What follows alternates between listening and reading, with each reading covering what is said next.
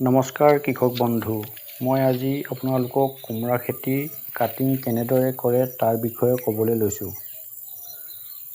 কোমোৰাৰ গছজোপা যেতিয়া 1 মিটাৰমান ওখ হ'ব বা যেতিয়া ছাঁ পাওঁ হ'ব, তেতিয়া গছজোপাৰ আগটো এখন কেঁচি বা হাতেৰে ছিঙি দিব।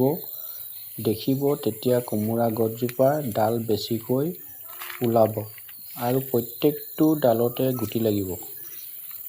মই এইখিনি প্ৰায় 30 জোপামান হাইব্ৰিড কোমোৰা লগাইছোঁ। কোমোৰা গছজোপা কাটিং কৰি দিলে গছজোপাৰ ফলন বৃদ্ধি হয়।